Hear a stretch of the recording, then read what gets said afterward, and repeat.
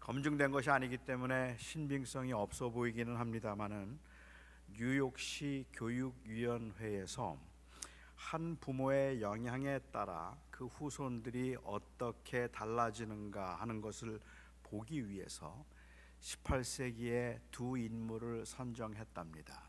한 사람은 당시에 굉장히 경건했던 그리고 유명했던 조나선 에드워즈라는 사람이고, 또 한 사람은 당시 뉴욕에서 술집을 운영하면서 돈을 아주 많이 벌었던 마커스 슐츠라고 하는 두 사람이었습니다. 그 글에 의하면 이 경건한 하나님의 사람이었던 조나선 에드워즈는 집에서 항상 독서를 즐기고 부부간에 아주 사이도 좋았고, 그리고 가정을 소중하게 여겼던 반면에 마커스 슐츠는 독서도 하지 않았고, 그리고 집은 그냥 자는 곳이라고만 생각을 했어요. 돈 버는 일에 너무 빠졌기 때문에 그렇겠죠. 부부 사이도 그렇게 좋지 못했답니다. 5대에 걸쳐서 조나선 에드워즈의 후손은 896명이었는데 그 896명의 후손 중에 부통령이 1명, 그리고 상하원 국회의원이 4명, 대학 총장이 12명, 대학 교수가 65명, 의사가 60명, 목사가 100명, 군인이 75명, 저술가가 85명, 그리고 판검사, 변호사가 130명, 공무원이 80명이었답니다.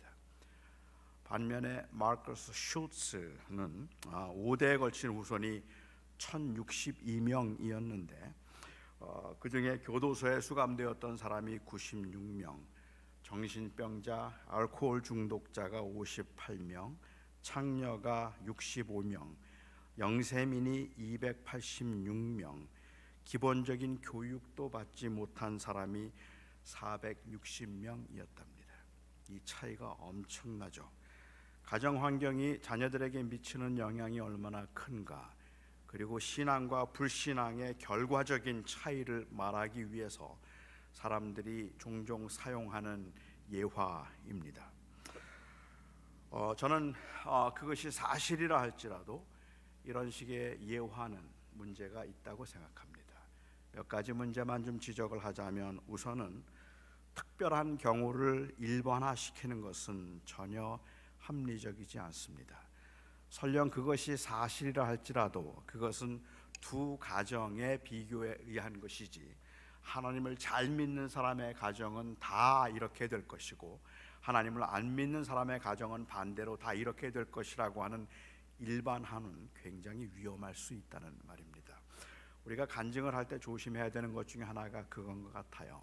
그 간증을 통해서 어떻게 병이 나았는가, 그 간증을 통해서 어떻게 내가 부자가 되었는가, 아니면 그 간증을 통해서 우리의 자녀들이 어떻게 그렇게 좋은 대학에다 갈 수 있는가 하는 것에 관해서 간증을 하면, 저는 그것이 그 사실 그 자체를 사실이라는 것은 뭐 의심하지 않는다 할지라도, 자칫 그 간증은 모든 개인이 경험했던 특별한 일을, 하나님이 그에게 행하신 특별한 한 사건들을 자꾸 일반화시키려고 한단 말이에요. 기도 많이 했더니 좋은 대학을 갔다, 그러니까 기도 많이 하세요. 이건 굉장히 위험하거든요. 왜냐하면 실제로 기도를 열심히 하지만 또 그렇게 되지 않는 사람들도 있잖아요. 새벽 기도했더니 교회가 부흥했더라, 그래서 개인이 새벽 기도를 하면서 교회가 부흥한 간증을 여기저기서 하고 다닐 수 있어요. 저는 LA에서 목회를 8년 했는데 LA 이 코리아타운 안에 한인교회가 314개입니다. 그 314개의 그 교회들 대부분이 작은 교회입니다. 목사님들이 얼마나 새벽 기도를 열심히 하는지 아세요? 정말로 그러면 한번 교회가 부흥할까 싶어서, 만약에 새벽 기도를 그렇게 열심히 한다면 하나님의 은혜를 구하고 하나님과 동행하는 사역을 위해서 한다면 몰라도 그것이 마치 비결이라도 되는 것처럼, 그게 마치 어떤 성공과 형통의 방법이라도 되는 것처럼 말하면 위험하죠.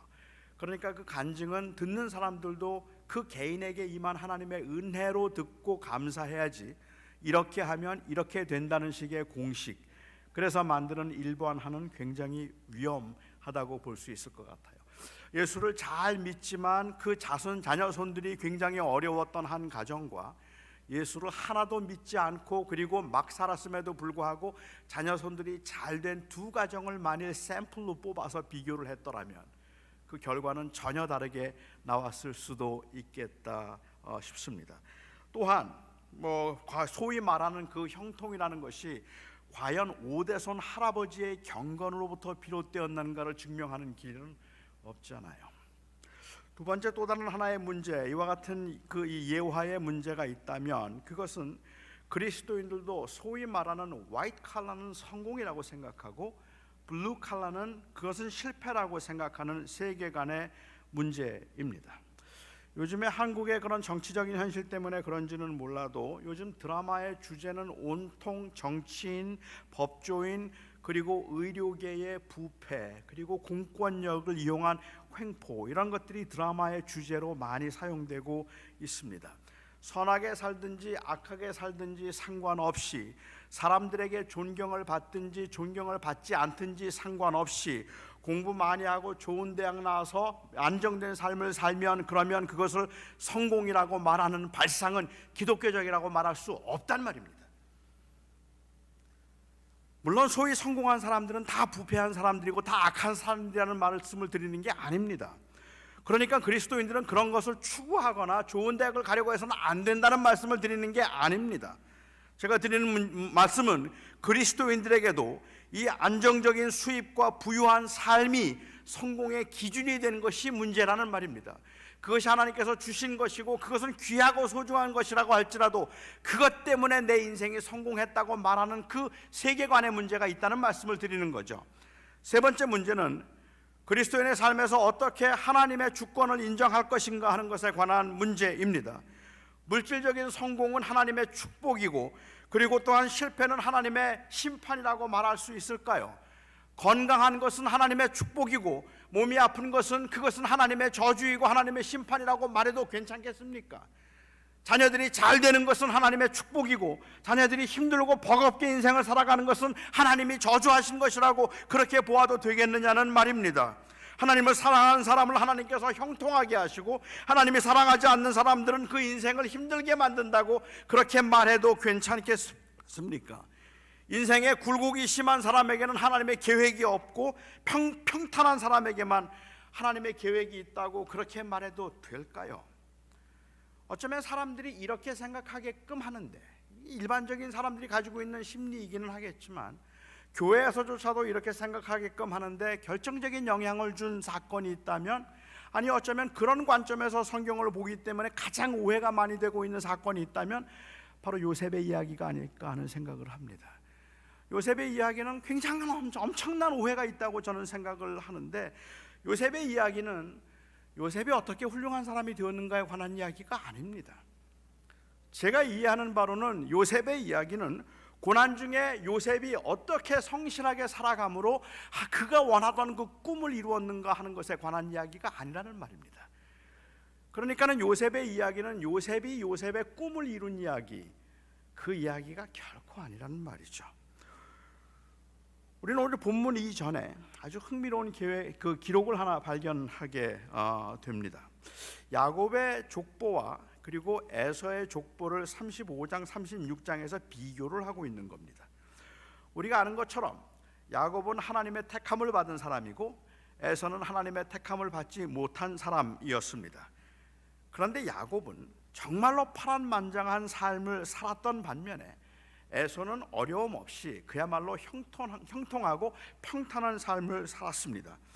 오늘 본문이 나오기 전 35장에서 야곱은 야곱이 가장 사랑하던 여인이었던 라헬, 즉 요셉의 어머니의 죽음에 관한 이야기가 나오고 바로 이어서 야곱의 족보가 나오는데, 그냥 4명의 아내에게서 12명의 아들을 두었다. 그게 전부입니다.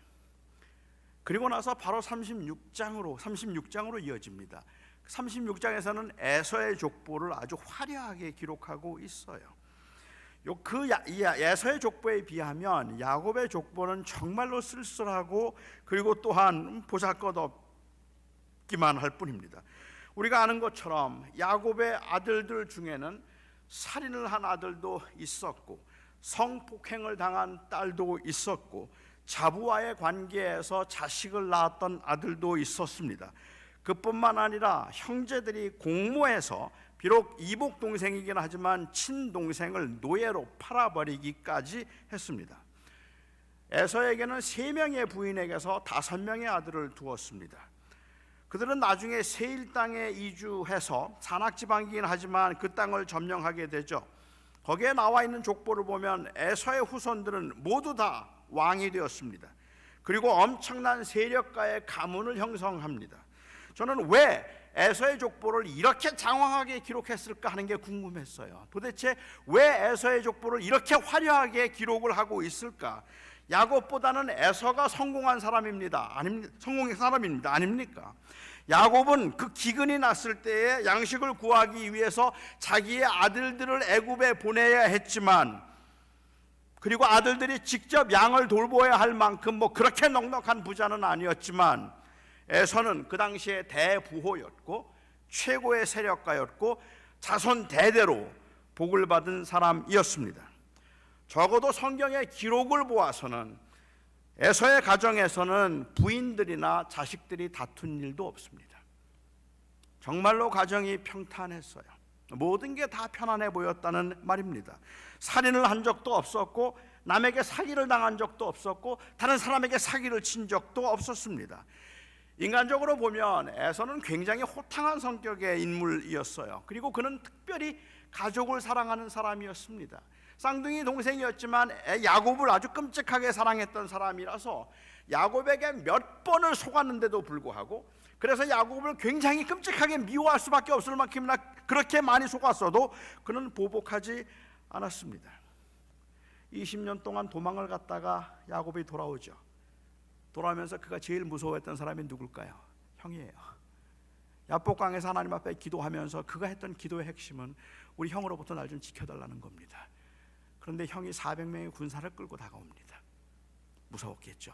그래서 그는 인간적으로 꾀를 썼는데 에서는 그 야곱을 받아주러 온 거예요. 너무 기뻐서 그 야곱을 맞이하러 왔습니다. 복수할 생각이 없었어요, 그에게는. 그런데 이 어떻게 생각하면 교활한 야곱은 형이 그렇게 와서 그를 웰컴하면서 아버지에게 가자고 하죠. 연로하신 아버지, 너 얼마나 보고 싶어 하는지 아니? 가서 아버지께 인사드리자. 그때 야곱이 또 형을 속입니다. 알았어요, 금방 갈게요. 금방 갈 테니까 형 먼저 가세요.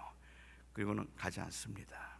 그는 거기에 세겜이라고 하는 곳에 정착하죠. 거기에서 형제들이 살인을 벌이고 그리고 끔찍한 일을 경험한 다음에 비로소 아버지에게 갑니다. 에서 말 한마디 하지 않고 야곱을 받아줬습니다. 아니, 그뿐만 아니에요. 그 좁은 땅에서 에서의 가족들과 야곱의 가족들이 함께 살면서 점점 재산이 늘어나니까 이제 땅이 좀 좁아졌잖아요. 그리고 그때 에서는 그 땅을 야곱에게 주고 자기는 산악지방으로 갑니다. 이쯤 되면 에서 괜찮은 사람 아닌가요? 우리가 생각해 볼 때는 굉장히 호탕한 사람이고 굉장히 근사한 사람이라고 볼 수도 있지 않을까 하는 겁니다. 이렇게 장황하게 에서의 족보를 소개하고 난 후에 그 다음에 38장으로 다시 돌아오면서 야곱의 족보는 이러하니라 하고 요셉의 이야기를 합니다. 그런데 요셉은 야곱의 11번째 아들인데, 그런데 야곱은 요셉을 편애했습니다. 어머니를 먼저 잃은 아들이라서 그랬을 수도 있겠고, 라헬에 대한 책임감 때문에 그랬을 수도 있습니다. 성경은 요셉을 야곱이 노년에 얻은 아들이므로 그를 특별히 사랑했다고 하는데, 그렇게 따지면 그 연민을 가장 많이 가질 수밖에 없는 아들은 베냐민이에요. 그 베냐민을 낳다가 라헬이 죽었잖아요. 그리고 더 어리잖아요. 훨씬 더 불쌍한 아들이죠. 그런데 야곱은 다른 형제들에게는, 베냐민에게조차도 그렇게 하지 않았는데 요셉을 특별히 더 사랑해서 요셉에게는 채색 옷을 만들어 입혔다고 했습니다. 채색 옷을 만들어 입혔다는 이 이야기는 그냥 단순히 좋은 옷을 입게 하고 일을 시키지 않았다는 의미뿐만이 아닙니다. 그 당시의 배경을 보아서는 그 형제들 중에 채색 옷을 만들어 입었다는 이야기는 아버지가 그를 상속자로 생각하고 있다는 의미일 수도 있습니다. 형제들의 마음은 어떨까요? 12명의 형제가 있는데, 그런데 아버지가 요셉에게만 채색 옷을 입혔어요. 일을 안 시키고 감독을 시킨 것뿐만이 아니라 형제들의 의식 속에 가지고 있는 생각은 혹 아버지가 요셉을 상속자로 여기고 있는 건 아닐까? 그런 것 때문에 불편해서 말을 섞기가 어려웠어요. 그런 아주 어떻게 보면 어색한 관계에 있었던 그 형제들, 그런데 요셉이 꿈을 꿨단 말입니다. 어느 날 꿈을 꾸게 되었어요.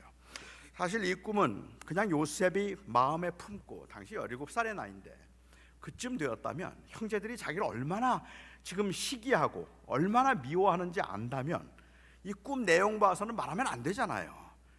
그런데 그냥 그 꿈을 꾸고 난 다음에 그에게 있어서는 어쩌면 그냥 말하지 않아도 될 만한 애매한 꿈이었는데, 한 번은 곡식단을 묶고 있는데 형제들의 단이 자기의 단에다 절을 하더라는 것이었고, 또 한 번은 꿈을 꿨는데 11개의 별들과 형제들의 별들과 그리고 해와 달이 자기의 별에게 절을 하더라는 꿈이었습니다. 제가 짐작하기에는 요셉이 이 꿈이 아무 의미가 없다고 생각해서 형제들에게 말했을 겁니다. 만일 이 꿈이 앞으로 일어나게 될 계시를 의미한다고 생각했거나, 아니면 자기의 마음속에 있는 어떤 야망과 그리고 형제들을 반드시 내가 내 앞에 무릎을 꿇게 만들겠다는 그러한 의지를 말했다고 생각한다면 그 꿈 이야기 못합니다. 그런데 그가 이 꿈 이야기를 쉽게 했다는 이야기는 그냥 대수롭지 않게 생각한 거죠. 이런 꿈을 꿨어, 이상해, 그냥 그 정도였다고 저는 생각을 합니다. 사실 그게 개꿈이었다고 할지라도 형제들의 당시 마음을 알았더라면 요셉이 이 말을 형들에게 말하지 말았어야 했는데, 그런데 이 꿈 중에는요, 남에게 말하지 않기는 너무 좋은 꿈들이 있어요. 꾸고 난 다음에 너무 기분이 좋아서, 그래서 누군가에게 말을 해 주어야 할 그런 꿈들이 있지 않습니까? 저는 거의 꿈을 꾸지 않았습니다. 그런데 아주 오래전에는요, 주로 토요일 날 밤에 꿈을 꿨어요. 토요일 날 밤이면 제가 꿈을 꿨는데, 설교를 하기 위해서 제가 이렇게 섰는데 교인들이 자꾸 킥킥거리는 거예요. 그래서 왜 그런가 봤더니 잠옷을 입고 서 있던 꿈. 한 번은 제가 교회 앞을 지나가는데 교인들이 교회 앞에 많이 모여 있어요. 아니, 오늘 무슨 날인데 이렇게 교회에 교인들이 많이 모여 있지? 하고 이상하게 생각하고 다가가서 교인들에게 물었어요. 그랬더니 교인들이 오히려 깜짝 놀라면서 오늘 주일이잖아요, 그러는 거예요. 근데 저는 설교 준비를 하나도 하지 않았는데, 그런데 교인들이 모여서 설교를 듣겠다고 그렇게 모여 있는데 저는 준비가 안 돼서 땀을 뻘뻘 흘리다가 깨었던 적도 있습니다. 제가 이런 꿈 이야기를 하면 아마도 거의 모든 분들이 어렵지 않게 설교 때문에 스트레스를 많이 받았구나라고 해몽을 해줄 겁니다. 그리고 그 해몽은 거의 틀리지 않을 거라고 생각합니다. 좋은 꿈을 꾼 적도 있습니다. 외국 사람들이 다 많이 모여 있는데 제가 유창하게 영어로 설교를 해서 박수를 받은 꿈. 그러면 여러분들이 뭐라고 해몽을 하시겠습니까? 영어 때문에 스트레스 꽤 받는구나 라고 그렇게 했고, 그 해몽하지 않으시겠습니까? 또 한 번은 제가 그 교회 교인들이 너무 많이 몰려와서 줄을 서 있는 거예요. 들어오지를 못하고. 그래서 줄을 서 있다가 결국은 다 들어올 수가 없어서 문을 닫고 나머지 사람들, 서 있던 사람들이 그냥 돌아갔는데, 돌아가는 사람들이 다음 주에는 2시간 전에 와야지 못 들어가겠다 그러면서 돌아가는 거예요. 이런 꿈 꾸면 기분 좋을까요, 안 좋을까요? 좋겠죠.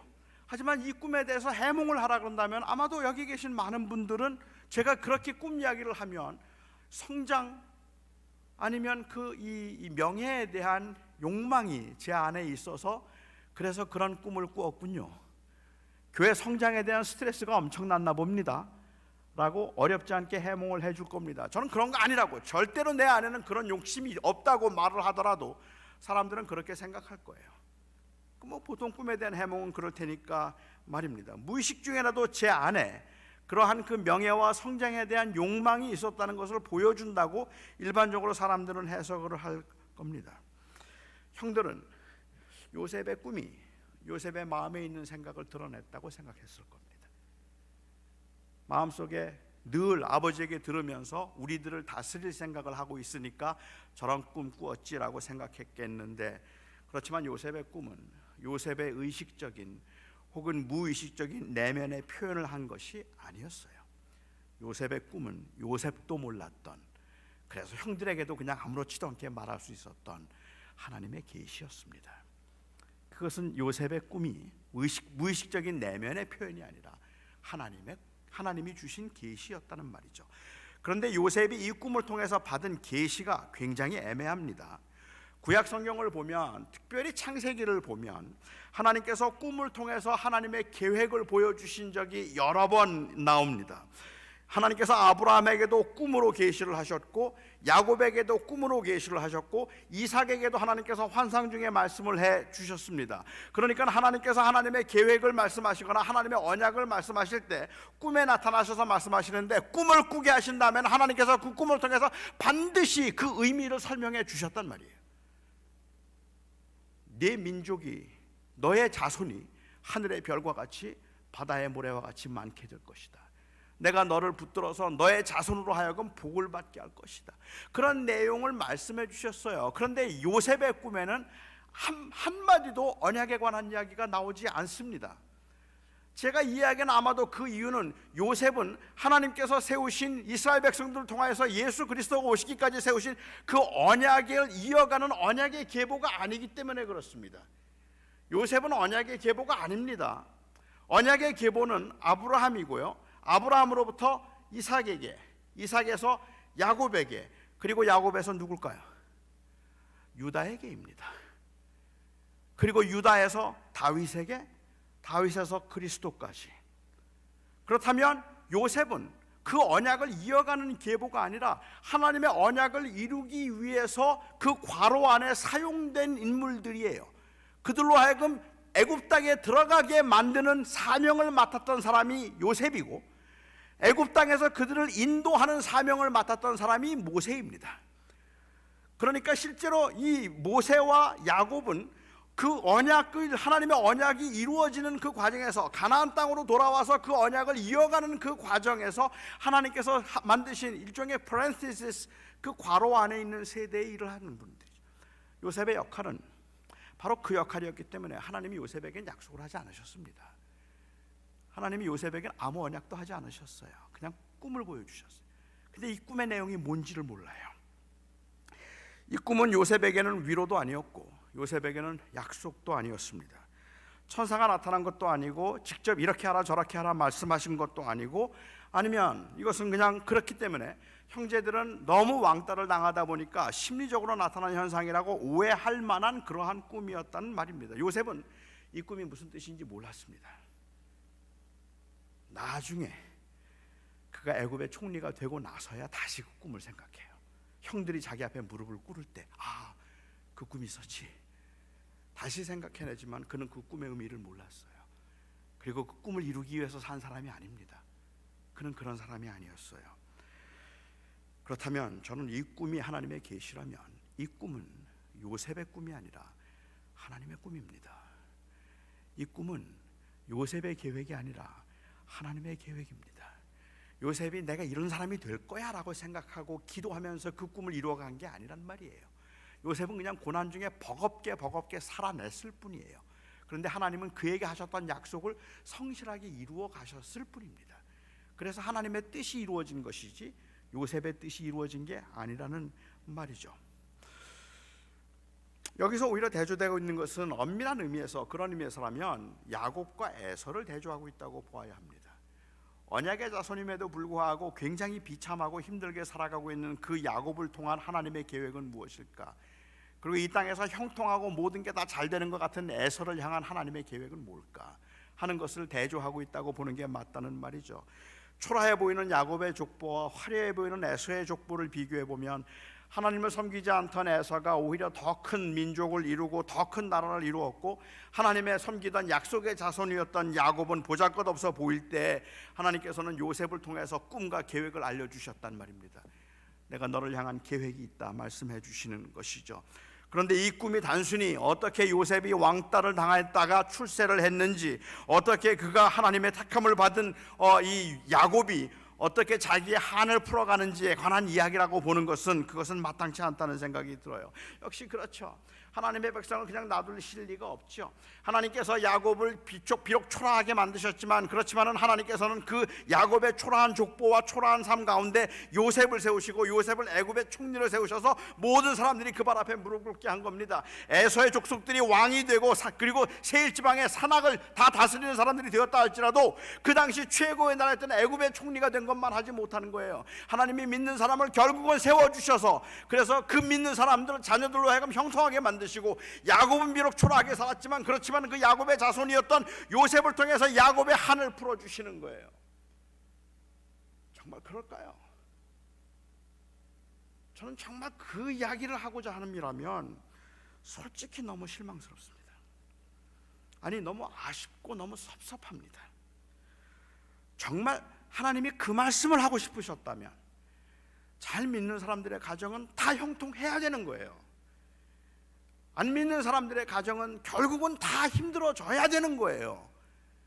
그런데 우리 세상이 그렇습니까? 이 세상에서 믿는 사람들은 결국은 다 형통하게 되고 다 안정된 삶을 살도록 하나님께서 해주신다면 저는 요셉의 꿈을 그렇게 이해해도 괜찮겠다고 생각합니다. 그것도 그렇게 나쁜 건 아니잖아요. 세상에서 잘 사는 건 뭐 나쁜 거겠습니까? 그런데 분명한 건 그건 사실이 아니에요. 하나님을 잘 섬긴 사람들 중에는 사드락과 메삭과 아벳노고처럼 용광로 속에 들어갔다가도 타지 않고 살아난 사람이 있는가 하면 예수의 이름으로 용광로 속에서 죽어갔던 사람들도 있단 말입니다. 하나님의 사람들 중에는 다니엘처럼 사자굴 속에 들어가도 살아난 사람이 있는가 하면 사자굴 속에 들어가서 그냥 화형을 당하거나 아니면은 존 브래드포드처럼 뉴게이트에서 런던까지 그 20분 동안 마차를 타고 하면서 Christ, Christ, Christ, none but Christ, Christ, Christ, none but Christ, only Christ, 그리스도를 외치다가 마지막 호흡으로 그리스도를 외치며 불에 타서 죽은 사람도 있단 말입니다. 하나님을 잘 믿던 사람들 중에는 형통하고 성공한 사람도 있지만 토굴에 갇힌 사람들, 유리하는 사람들, 톱에 켜서 죽임을 당한 사람들도 있다라는 말입니다. 모든 믿는 사람들은 다 형통한다? 그렇진 않아요. 하나님께서 이 형통한 사람도 있는가 하면 그렇지 않은 사람들도 있어서 이건 공식이 될 수가 없다는 말이죠. 아니, 그보다 더한 것은 여러분 아십니까? 요셉이 총리가 된 것은 그 백성에게는 400년 고난의 시작입니다. 요셉이 얼마나 형통했는지, 나 애굽의 총리 됐잖아. 그래서 그 총리 된 것으로 만족하기에는 사실은 두고두고 그 마음속에 가슴 아파해야 될 만큼 400년 동안 그의 그 자손들은 이 애굽 땅에서 종살이를 하면서 갖은 고난과 고통을 다 겪어야 했단 말입니다. 그 백성에게는 긴 아픔과 고통의 시간이 시작되었는데 자기 혼자 총리되어서 호의호식한다고 그것을 자랑하고 그리고 그것을 부러워하는 것은 불의해 보이기조차 한단 말입니다. 하나님께서 아브라함과 언약을 맺으시고 난 다음에 가나안을 그에게 주시겠다고 하셨어요. 그때 아브라함은 하나님에게 그가 이 땅을 받을 것인지에 대한 표적을 구합니다. 창세기 15장을 보면 하나님께서 아브라함과 언약을 맺으시는 재미있는 장면이 나오는데요, 하나님께서는 아브라함에게 말씀하셨어요. 내 자손으로 하여금 하늘의 별과 같이 바다의 모래와 같이 내 자손이 많게 하리라 말씀하셨습니다. 그런데 아브라함은 그 말을 믿었다고 했고, 하나님께서는 그것을 믿은 것을 그 믿음으로 인하여서 아브라함은 의롭다 여기셨다 했습니다. 믿었어요. 아직 자신이 없는데, 그런데 그걸 믿었어요. 그리고 나서 주님께서는 이 아브라함을 의롭다 여기시고, 그리고 아브라함에게 말씀하시기를 이제 이 땅을 내 후손에게 주겠다, 내 자손에게 주겠다 하셨습니다. 그런데 재밌는 건 그때 아브라함이 하나님 앞에 물어요. 하나님이 이 땅을 나에게 주신다는 증거가 뭡니까? 증거가 뭡니까? 그리고 하나님께서는 그에게 3년 된 암염소와 3년 된 순염소와 숫소와 3년 된 암양을 가져와서 쪼개라 그러죠. 그리고 거기에 비둘기, 새들을 가지고 오라고 합니다. 제사를 준비하는 겁니다. 그 제사를 준비하는데 거기에서 고기를 쪼개 놓으니까 솔개가 오고 그런 그 새들을 쫓아내다가 깜빡 잠이 들었어요. 아브라함이 잠에서 깼더니 하나님께서 아브라함에게 말씀하십니다. 해가 어두워져서 잠에서 깼던 아브라함에게 내 자손이 400년 동안 종살이를 하고 난 후에 이 땅으로 들어오리라. 많은 분들은 그 사건을 보면서 고난 자체는 언제나 안 좋은 거라고 생각을 하니까 하나님이 왜 화가 나셨을까? 본문에서 그걸 찾으려고 했어요. 하나님이 왜 화가 나셨을까요? 왜 이렇게 갑자기 400년 종살이를 시킨다고 하셨을까요? 생각해 볼 수 있는 이유는 한 세 가지 되잖아요. 그래서 첫 번째 생각해 볼 수 있는 것은 하나님 앞에 리즈닝을 하는 거예요. 하나님이 그렇다 그러시면 아멘 그래야지. 증거 보여주세요. 이랬다가 400년 종살이에요. 여러분 뭐 궁금한 거 있거나 이해가 잘 안 돼도 그냥 무조건 믿으셔야지. 목사님 그거 이해 안 돼요 그러면 400년 종살이에요. 그런 거 묻는 거 아니에요. 그냥 목사가 그렇다 그러면 아멘. 그리고 뭐 자꾸만 이해가 잘 안 되고 그리고 걱정 뭐 이해가 잘 안 되고 자꾸 의문이 생기면 그러면 그 의심마귀를 쫓아내고 그냥 아멘 아멘 하시면 괜찮은데 잘 이해가 안 되는데요. 400년 종살이에요. 그거 문제입니까? 아니잖아요. 두 번째 가능한 문제가 있다면, 많은 사람들이 생각하는 두 번째 가능한 문제가 있다면 제사를 하던 중에 졸았어요. 제가 지금 설교하는데 깜빡깜빡 조는 분들 400년 종살이에요. 그런데 어떻게 감히 조실 생각을 하는지 모르겠어요. 그래서 내가 설교할 때 예배하는 중에 졸면 종살이 한다? 이해가 안 돼서 물으면 종살이 한다? 또 세 번째 생각해 볼 수 있는 건 다른 짐승들은 다 각을 떴는데 새만 그대로 가져갔잖아요. 그래서 어떤 분들은 이야기하기를 큰 죄는 회개를 하면서 작은 죄 회개 안 하면 여기 오다가 스피드 바이올레이션 하시고도 그냥 경찰한테 안 걸렸다고 가만히 앉아 계시면 400년 종살이에요. 그래서 작은 죄도 회개해야 된다? 혹시 그런 설교 들어보셨습니까? 하지만 우리가 아는 것처럼 새는 각을 뜨지 않게 되어 있습니다. 다시 말씀드리면 아브라함이 잘못한 게 하나도 없어요. 여기는 지금 아브라함이 뭘 잘못해서 400년 종살이를 하게 되었는가를 말씀하시는 것이 아니라 하나님의 그 계획 안에 고난이 들어가 있단 말이에요. 그러니까 400년 고난을 받게 될 것이지만 그 이후에 큰 민족을 이루어 나오게 될 것이니까, 그러니까 그 400년 종살이를 한다 할지라도 놀라지 말라는 거예요. 그것을 통해서 큰 민족을 이루기 위한 하나님의 계획이 들어있기 때문에 그렇지 않겠습니까? 그리고 그 계획을 이제 아브라함 가졌던 약속을 이루기 위해서 요셉에게 꿈에 말씀하시는 거죠. 이제 다른 형제들이 너에게 절을 하게 될 것이다. 그 말의 의미는 이제 내가 성공할 거야 그 이야기를 하는 것이 아니라 내가 아브라함에게 했던 그 약속을 이제 시작한다 그 말이잖아요. 그래서 하나님의 언약이 이루어지는 모습이라고 보아야 되지 않겠는가 하고 생각할 수 있을 것 같습니다.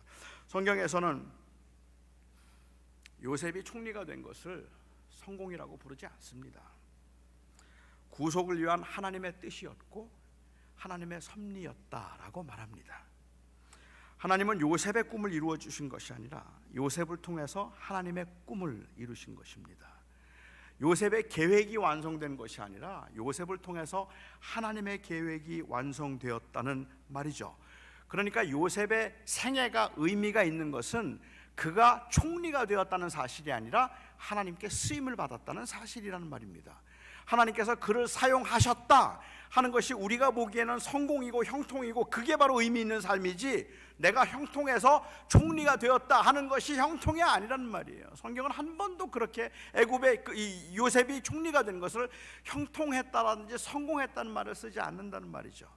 그래서 사실 이 형통이라는 단어를 어떻게 사용하고 있는지 한번 살펴볼 필요가 있겠는데, 39장에 보면 아주 특별한 표현이 나옵니다. 그것은 하나님께서 요셉과 함께 하셨다라는 표현입니다.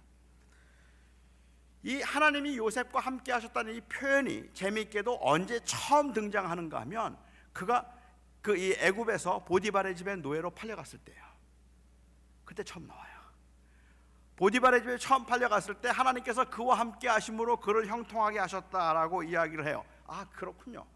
요셉이 형제들에게 팔려갈 때는 하나님이 함께하지 않으셨지만, 그렇지만 팔려간 후에 하나님이 함께하심으로 요셉의 이 보디발의 집에서 점점점 형통하게 되고 나중에 총리가 되는군요. 그런 얘기가 아니에요.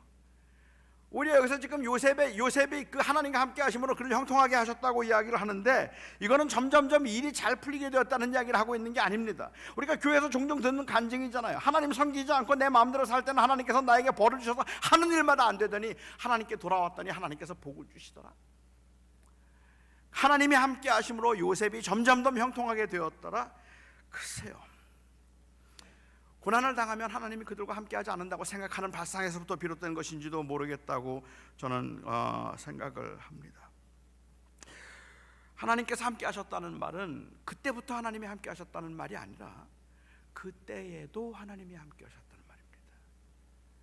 하나님이 그때부터가 아니고 고난 중에 있을 때에도 하나님은 그와 함께하셨다라고 이야기를 하고 있는 겁니다.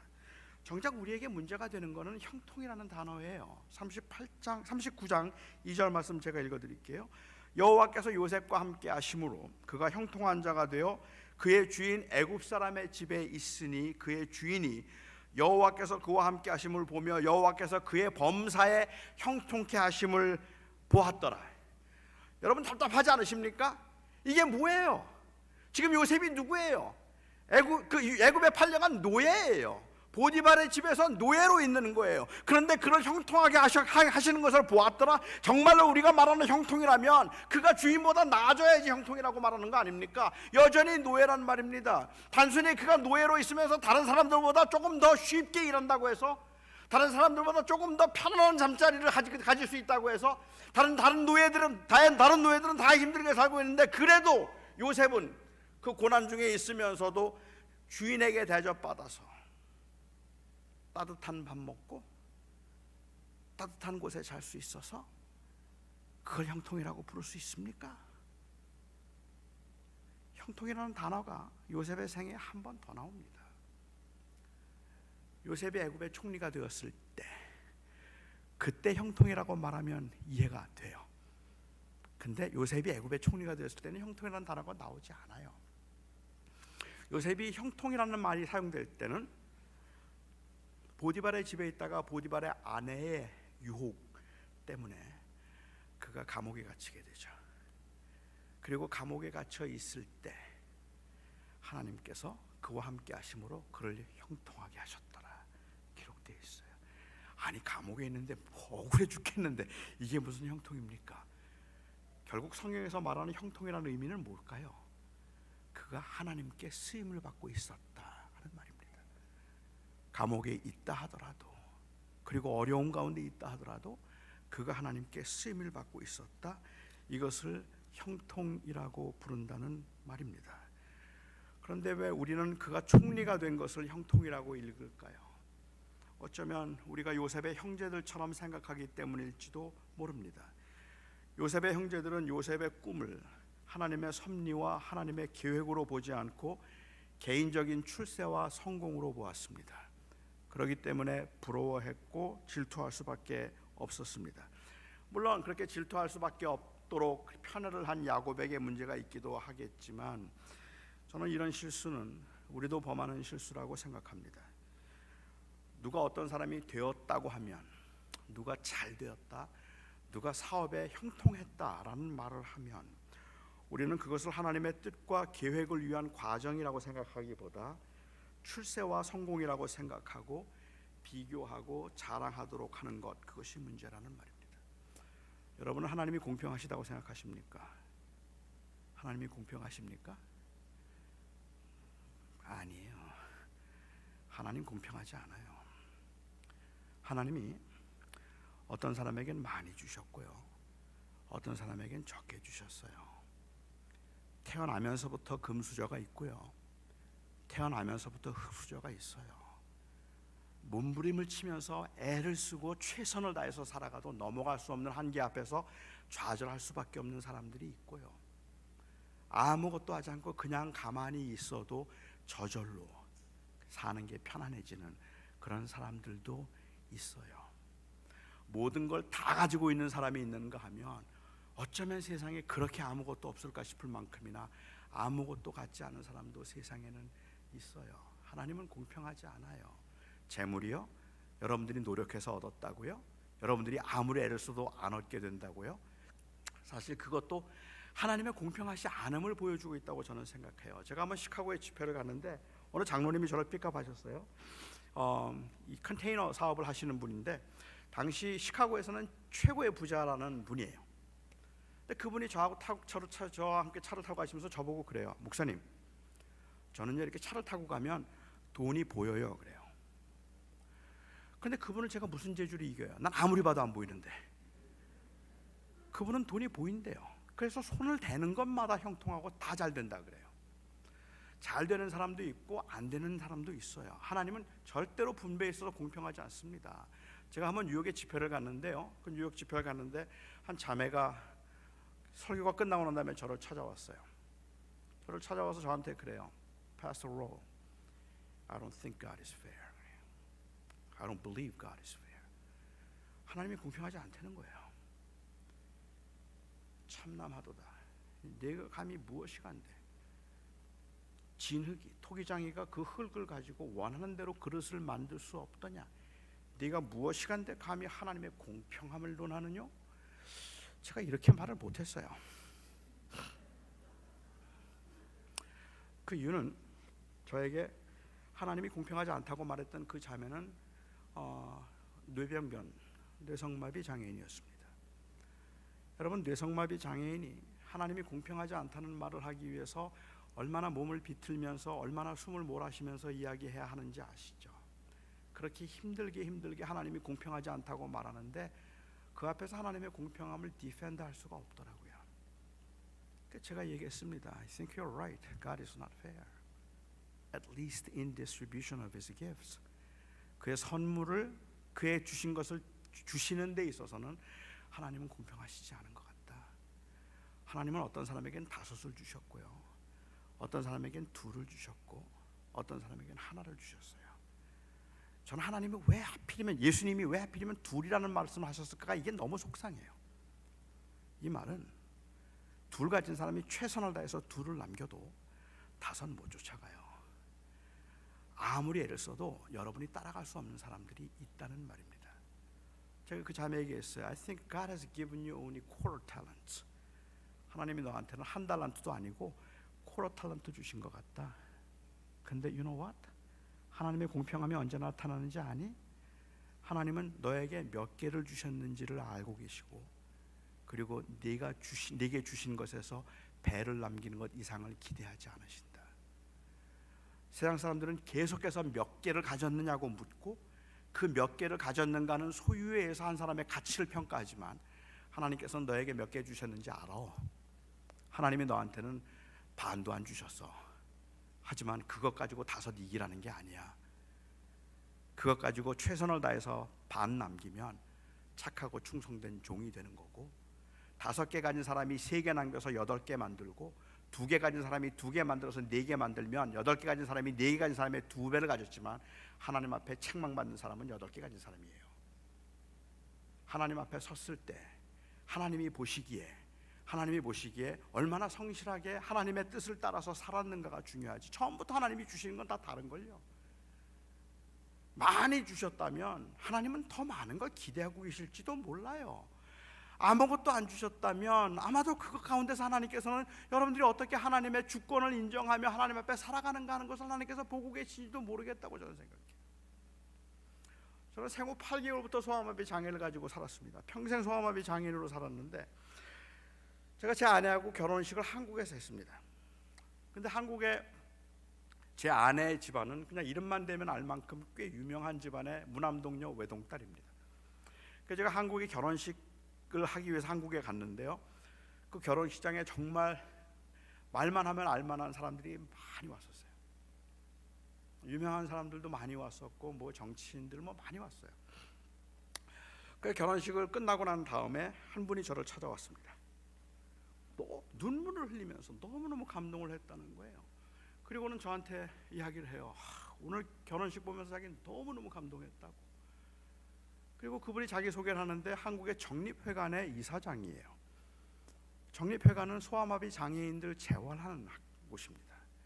그런데 거기 이사장인데 저한테 그러는 거예요. 꼭 이 학원에 와서 저에게 간증을 좀 해달라는 거예요. 학생들에게 격려와 위로가 될 수 있도록 간증을 좀 해달라 그래요. 근데 조금 불쾌했어요. 이분은 지금 나를 인간 승리로 생각하는 것 같아요. 그래서 장애인임에도 불구하고 그 이 좋은 집안의 딸과 결혼을 했다고 생각을 해서 인간 승리라고 생각하는, 저는 결혼하면서 조금 마음이 언짢았거든요. 사실은요. 왜냐하면 제가 그냥 해준 거니까 제 아내한테 뭐 원하게 따라다니는 사람들이 많은데 내가 너하고 해줄게 해서 해준 건데, 그런데 그분은 내가 무슨 뭐라도 얻은 것처럼 그렇게 얘기를 하시는 거예요. 뭐 그래서는 아니지만 제가 그분에게 그렇게 말씀을 드렸습니다. 제가 가서 너희도 이렇게 될 수 있어, 너도 훌륭한 사람이 될 수 있고 너도 크게 될 수 있어, 그런 이야기보다 그들에게 진짜 위로가 되는 건 너는 안 돼도 괜찮아. 그렇게 안 돼도 하나님 앞에 너는 소중한 인물이야. 소중한 사람이야.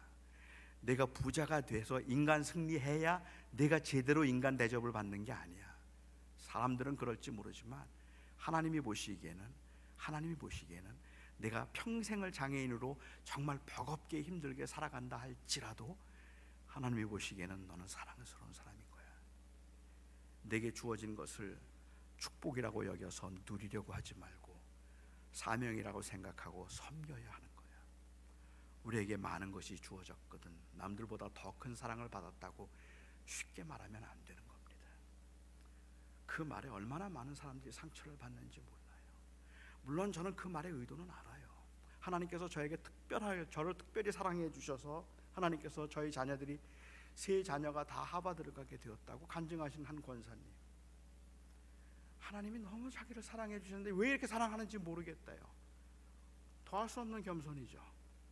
이렇게 사랑해 주셔서 그냥 우리 아이들이 다 하버드를 갔다고 그렇게 말을 해요. 하나님의 은혜일 뿐이라고. 그래서 제가 그분에게 조심스럽게 말씀을 드렸습니다. 그들이 하버드를 갔다면 하나님이 특별히 사랑해서 그런 것이 아니라 하나님이 그들 향한 특별한 계획이 있어서 그런 거라고 말하는 게 맞을 겁니다. 좋은 대학을 가지 못하면 하나님이 사랑하지 않는 거 아닙니다. 부자가 되어야만 하나님이 사랑하는 거 아닙니다. 가난해도 병들어도 아파도 다 하나님이 사랑하십니다. 중요한 것은 우리가 과연 우리에게 주어진 인생을 사명으로 볼 것인가, 아니면 내가 누려도 괜찮은 나의 어떤 그 이 공적이나 공로로 볼 것인가의 차이라고 저는 생각합니다. 우리가 하나님 앞에 순종하며 살자면 그 순종의 근거가 무엇일까? 어떤 분들은 이야기해요. 하나님 잘 섬기면 부자 된다고요. 그리고는 하나님 잘 섬겨서 부자 된 사람의 예를 일반화시키려는 경향이 있어요. 그런데 하나님을 잘 섬기는데도 어렵게 사는 분들을 제가 너무너무 많이 알아요. 하나님 잘 섬기는데 참 힘들어요. 그리고 사는 게 그냥 버거운 분들도 많이 계세요. 저는 그래서 그분들이 더 열심히 섬기면 하나님께 결국은 복을 받을 거야, 결국은 잘 될 거야. 저는 얼마나 잘 되고 얼마나 그래서 형통하고 얼마나 많은 걸 누리며 사는가 하는 것이 중요한 것이 아니라, 하나님의 정말 잘 사는 사람들은 하나님께 쓰임을 받은 사람들이라고 생각합니다. 그렇다면 저 여러분이 순종의 근거는 형통, 복받거나 아니면 재앙을 피하기 위한 두려움이 아니라, 이 형통의 근거는 내 삶이 하나님의 손안에 있다는, 내 삶이 하나님의 손안에 있다는 그 믿음과 확신이라고 생각합니다. 부자라도 가난하더라도 우리의 삶이 하나님의 손안에 있어서 하나님이 하나님의 뜻을 이루어 가신다 생각하면, 그러면 우리는 순종하는 겁니다. 비록 내가 가진 게 셋이면 남들과 비교해서 셋이라도 그 셋을 가지고 성실하게 살아가는 것, 다섯이라면 그 다섯을 가지고 다른 사람과 비교하면서 다른 사람보다 많다고 자랑할 것이 아니라 다섯을 가지고 살아가는 것. 하나밖에 없다면 왜 나는 이것밖에 안 되는가? 1달란트 받은 사람이 당신은 굳은 사람이라 심지 않은 데서 거두는 줄을 내가 알았기 때문에 땅에 묻어버렸습니다. 그런 마음이 아니라 비록 하나라도 그 하나를 가지고 하나를 남기면 하나님 앞에 충성된 종이 될 것이니 저는 제 삶이 하나님의 손안에 있음을 믿습니다. 그리고 하나님의 그 이 계획과 하나님의 거룩하신 뜻 가운데 있다면 무엇이든 간에 저는 제게 주어진 삶에서 최선을 다해서 성실하게 주를 섬기며 살아갈 겁니다. 그게 우리 믿는 사람들의 삶의 자세라고 생각합니다. 기도하겠습니다. 이 시간에 우리가 잠깐 기도하는 시간을 좀 가졌으면 좋겠어요. 은연중에라도 우리는 우월감과 그리고 열등감에 의해서 상처를 받으며 살아가고 있습니다. 저는 이 시간에 우리 새누리교회 사랑하는 성도 여러분들이 다시 한번 하나님 앞에 헌신할 수 있으면 좋겠는데, 이번에 헌신함으로 복을 받아서 형통하고 잘되게 해주세요, 그런 게 아니라 하나님, 제 인생이 하나님의 손안에 있습니다. 적다고 낙심하지 말게 하시고, 많다고 교만하지 말게 하시고, 내게 주신 삶의 현장에서 겸손하고 성실하게 주를 섬길 수 있게 해 주시옵소서. 하나님 앞에 한번 그렇게 기도하며 나갔으면 좋겠어요. 혹시 여러분 중에 하나님 너무 하셨어요, 난 너무 힘들었어요, 하나님 앞에 섭섭하고 하나님 앞에 하나님을 원망했던 분들이 계셨다면 하나님의 마음을 한번 헤아려 보시고 오늘 다시 일어설 수 있기를 바랍니다. 혹시 여러분들에게 주어진 그 컴포트 존 안에서 자꾸만 마음이 해이해지거나 아니면 그냥 대충 하자 하는 마음이 생겼더라면 남들보다 얼마나 더 많이 가졌는가가 중요하지 않잖아요. 하나님 앞에 인정받을 수 있도록 주님, 더 열심히 섬기겠습니다, 더 열심히 살겠습니다, 그렇게 한번 다시 다짐하는 시간을 가졌으면 좋겠습니다. 이 시간에 우리가 잔 목소리로 기도할 때 여러분 각자에게 주어진 여러분들의 마음의 상태와 삶의 현장에서 하나님의 다스림을 인정하며 하나님 앞에 나올 수 있기를 바랍니다. 우리 같이 한 목소리로 기도하겠습니다. 하나님 아버지, 우리의 삶 가운데 은혜를 더하여 주시고 주님 도와주셔서 주님의 역사하심을 경험할 수 있도록 도와주시옵소서. 아버지, 우리를 붙들어 주시고 나의 삶을 봅니다, 나의 마음을 봅니다. 아버지, 나의 마음을 볼 수 있도록 주님 도와주시옵소서. 아버지, 우리의 삶을 주께 맡깁니다. 나의 삶을, 나의 마음을 볼 수 있도록 도와주시옵소서. 주님, 내 마음에 비교하는 마음이 있다면 내려놓을 수 있도록 도와주시옵소서. 남의 형통함을 보고 나의 상황을 보며 낙심하고 절망하고 때로는 하나님을 원망하고 하나님에게 분노를 내뿜는 나의 삶이 있었습니다. 누구누구는 많이 가졌는데 나는 없습니다. 내 자녀는 왜 이렇게 안 됩니까? 우리의 사업은 왜 이렇게 안 됩니까? 그러면서 원망하고 불평을 쏟아내었던 나의 마음이 있었습니다. 아버지, 나의 마음을 용서하여 주시옵소서. 주님은 여전히 우리를 사랑하시고 주님은 여전히 나를 축복하시고 주님은 여전히 나와 동행하시고 주님은 여전히 나에게 은혜를 베풀어 주시는데, 그 은혜를 잊고 주님 세상의 것을 비교하면서 주님 낙심하고 절망했던 나의 마음이 있습니다. 주님, 나의 마음을 살펴주시옵소서. 아버지, 내 마음을 내어놓습니다. 아버지, 세상의 것으로 주님의 사랑을 판단했던 나의 마음이 있습니다. 얼마나 많이 가졌는지, 얼마나 많이 누렸는지를 가지고 주님이 나를 얼마나 사랑하는지를 비교했던 나의 모습이 있습니다. 아버지, 나의 마음을 용서하여 주시옵소서. 아버지, 나의 마음을 용서하여 주시옵소서. 아버지, 세상의 것으로 주님의 놀라운 능력을 평가했던 나의 마음을 용서하여 주시옵소서. 아버지, 우리를 붙들어 주셔서 나의 마음을 내어놓습니다. 아버지, 비교하며 원망하는 것이 아니라 나에게 베풀어 주신 은혜가 얼마나 감사한지, 나의 인생에 늘 동행하셨던 그 주님의 은혜가 얼마나 감사한지, 때로는 고난을 당하는 그 순간에도 피할 길을 여셨던 주님의 은혜가 나에게는 얼마나 귀한 것인지를 아버지 다시 한번 기억할 수 있도록 아버지, 이 시간 우리를 축복하여 주시옵소서. 아버지, 나의 마음을 만져주시옵소서. 세상의 가치의 눈이 가렸습니다. 아버지, 세상의 축복의 눈이 가려졌습니다. 아버지, 나의 믿음마저도 주님마저도 우상으로 바라보면서 나의 문제를 해결하는 도구로 사용할 때가 많았습니다. 아버지, 나의 마음을 용서하여 주시옵고 아버지, 주님의 진정한 사랑을 잊어버렸습니다. 아버지, 그것을 깨달을 수 있도록 주님, 우리의 마음을 만져주시옵소서. 아버지, 나의 마음을 만져주시옵소서. 아버지 주님을 바라볼 수 있도록 허락하여 주시옵소서. 아버지 주님, 주님을 바라볼 수 있도록 허락하여 주시옵소서. 아버지 요셉의 형통함은 고난 가운데 있었습니다. 아버지 고난의 때가 주님 이루어졌을 때 주님이 주시는 놀라운 축복이 있습니다.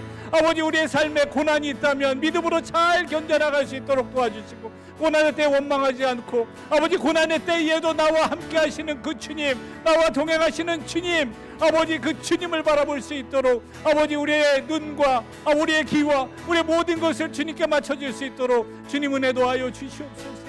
아버지 이 시간 주 앞에 기도하며 나아가기 원합니다. 아버지 나의 마음을 봅니다. 아버지 나의 마음을 봅니다. 아버지 나의 마음 가운데 죄악이 있다면 내려놓게 하여 주시고 주님 앞에 고백하게 하여 주시고 아버지 온전히 주께 맡기는 이 시간 될 수 있도록 주님 도와주시옵소서.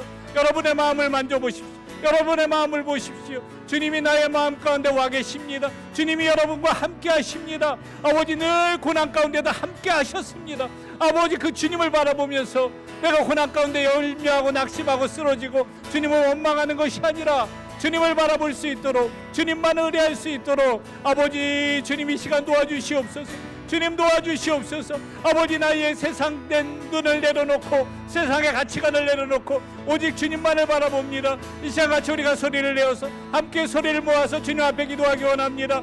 아버지, 아버지 나의 삶을 붙들어 주시옵소서. 아버지 세상의 가치관으로 아버지 5개 가진 자를 주님 부러워했습니다. 아버지 나에게는 한 개도 없어서 낙심하고 절망했습니다. 그렇지만 주님 나에게 주신 은혜가 족함을 믿습니다. 내가 약한 그때에 강함이라는 것을 고백하며 주님의 은혜가 우리 가운데 있을 때 우리가 약함 가운데서도 강함을 고백하는 줄 믿습니다. 아버지 우리가 그런 믿음의 사람들 될 수 있도록 허락하여 주시옵고 아버지 그런 사람들이 될 수 있도록 허락하여 주시옵소서. 아버지 우리 붙들어 주시고 주님 도와주시옵소서. 아버지 주님 도와주시옵고 우리 아버지 역사하여 주시옵소서.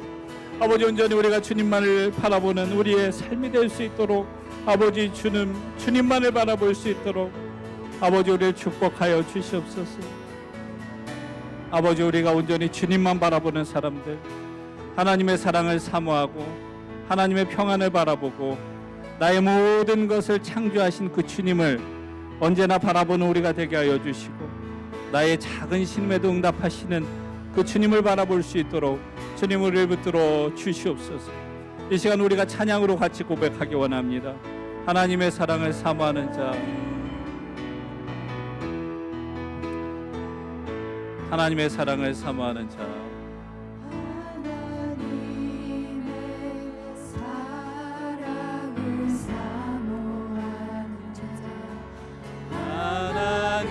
하나님의 평안을 바라보는 자, 너의 모든 것 창조하신 우리 주님이 너를 얼마나 사랑하시는지 하나님께 찬양과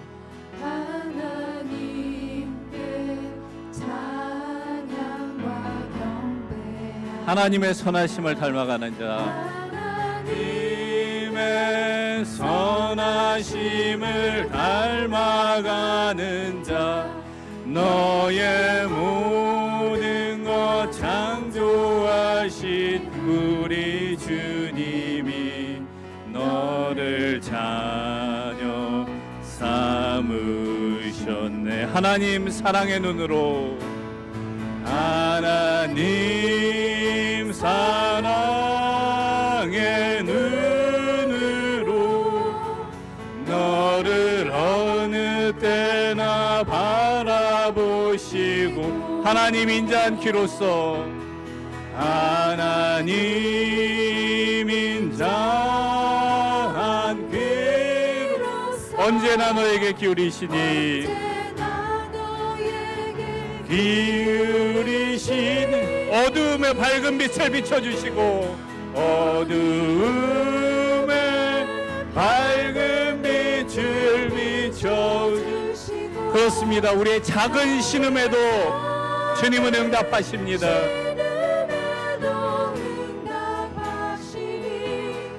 너는 어느 곳에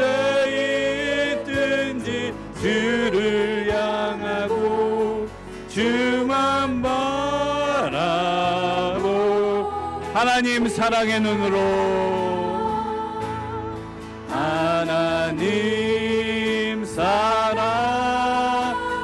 눈으로 너를 어느 때나 바라보시고 하나님 인자한 귀로서 언제나 너에게 기울이시니 어둠에 밝은 빛을 비춰주시고 그렇습니다. 주님 어두운 우리의 삶 가운데 주님은 밝은 빛을 비춰주십니다. 너의 작은 신음에도 응답하시니 너는 어느 곳에 있든지 주를 향하고 주만 바라보시라. 이 시간 우리가 다시 한번 기도하기 원하는데요, 여러분의 삶 가운데 주님 나는 고난 가운데 있습니다. 나의 삶이 너무나도 고통스럽습니다. 육신의 질병으로 인하여 어려움 당하는 가운데 있습니다. 재정적인 어려움 가운데 있는 그런 어려움 가운데도 있습니다. 관계 문제로 어려움 당하고 있습니다. 주님 나의 마음에 평안함이 없습니다. 나의 가족이, 나의 형제가, 나의 자녀가 기쁨이 되기보다는 고통과 아픔이 될 때가 많습니다. 그런 분들 아마 가슴에 손을 한번 얹어주세요. 그래서 한번 기억하셨으면 좋겠습니다. 하나님이 그래도 나를 사랑한다. 이 고통 가운데서도 주님이 나와 함께 하신다. 주님이 나를 사랑한다. 주님이 나와 함께 하신다. 그리고 주님이 나에게 사명 주시고 이 고통 나만이 감당해야 되고 나밖에 모르는 이 고통이지만 주님이 나와 함께 하시고 나를 사용하시고 요셉이 당하는 그 어려움 가운데서도 주님이 형통함을 주셨던 것처럼 내가 이 고난의 현장에서도 주님을 바라보고 나에게 주어진 달란트가 하나밖에 없더라도 절반밖에 안 되더라도 남과 비교했을 때는 전혀 쓸모없는 달란트 같은 것을 갖고 있더라도 주님이 나와 함께 하신다. 주님이 나를 사랑하신다. 주님이 나를 도우신다. 내가 고난당하는 그 순간에도 주님이 피할 길을 여신다. 그래서 내가 그 고통 가운데 주님을 붙잡고 기도할 때 주님 앞에 매달릴 때 내가 작은 신음으로 주님 내가 너무 힘듭니다. 아버지 내가 너무 괴롭습니다. 아버지 내가 눈물밖에 안 나오고 기도도 나오지 않고 찬양도 나오지 않습니다. 말씀도 말씀으로 다가오지 않습니다. 그런 고난의 현장에서도 주님이 나와 함께 하셔서 나를 사용하시고 주님이 나에게 계획을 갖고 계셔서 나는 지쳐 쓰러지더라도 주님은 그 계획을 가지고 이끄셔서 계획대로 이끄셔서 나를 진정한 축복의 통로로 쓰신다는 것, 그것을 기억하고 나에게만 있는 이 고난이 어쩌면 나에게만 있는 이 축복으로 바뀌는 그 은혜가 오래 있게 하여 주시옵소서. 주님 나에게만 있는 이 고난의 기도의 제목, 아픔의 기도의 제목, 이것이 이제는 기쁨의 기도 제목이요, 감사의 기도 제목이요, 찬양의 기도의 제목이 되어져서 온전한 주님의 축복의 통로로 쓰임받았어. 야곱이 그의 삶 가운데,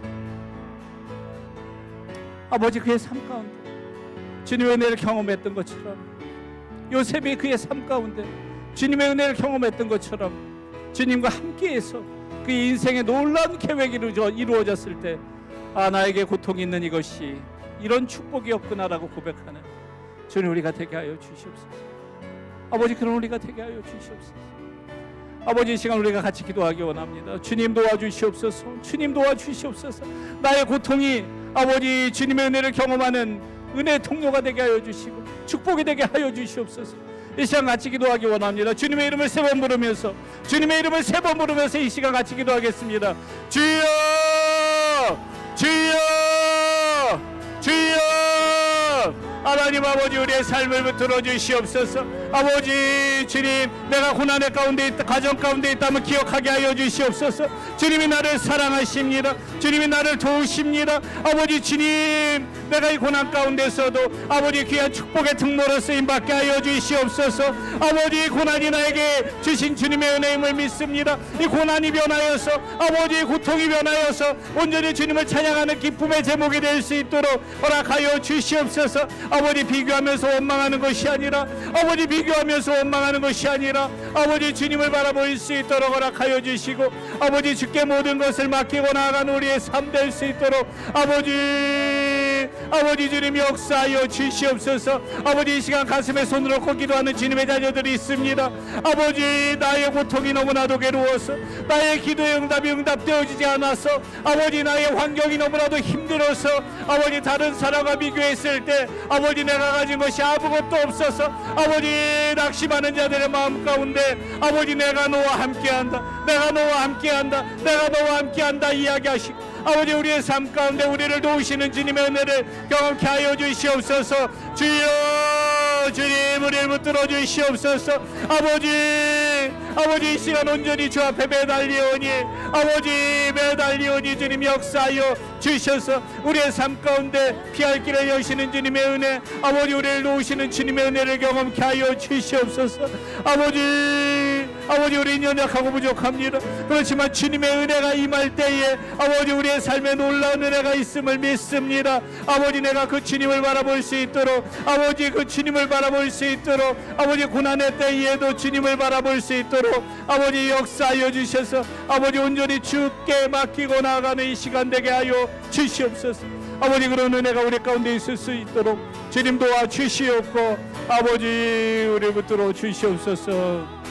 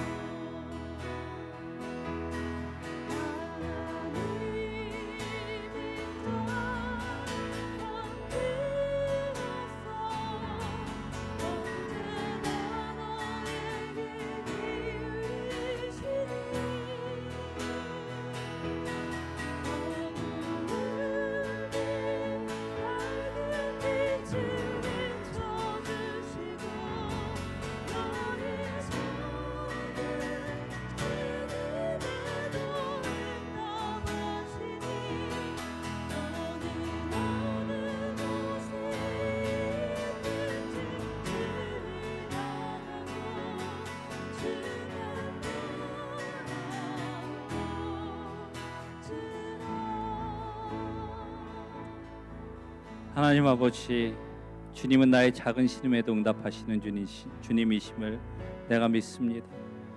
아버지, 우리가 이 땅에 살면서 바뀔 수 없는 그 고난 때문에, 나만이 갖고 있는 그 아픔 때문에 지난 오랜 세월 힘들어했습니다. 어느 순간에는 바꿀 수 없다는 그 사실 때문에 체념했고 포기했고 어떤 때는 모른 척했습니다. 그러다 보니 나의 마음에 모르게 주님을 원망하는 마음이 자리 잡고 있었습니다. 아버지, 그 원망하는 마음, 비교하는 마음 내려놓게 하여 주시옵고, 나의 고난이 주님 진정으로 주님의 은혜가 임하는 순간 약할 때 강함 되시는 그 주님을 경험케 하여 주시옵소서.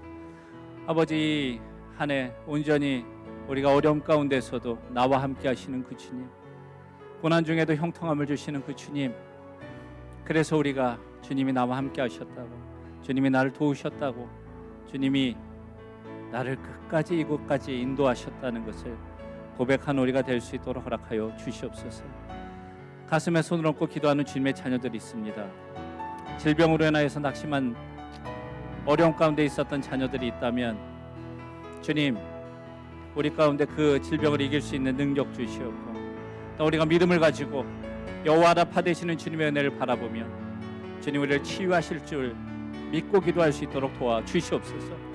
여러 가지 경제적인 환경과 상황 가운데 어려움 가운데 있다면 또 피할 길을 여시고 우리를 축복하시고 도우시는 그 주님, 그 주님의 축복이 우리 가운데 있게 하여 주셔서 내가 어려움 중에도 주님의 도우심을 고백했다고 이야기할 수 있도록 허락하여 주시옵소서.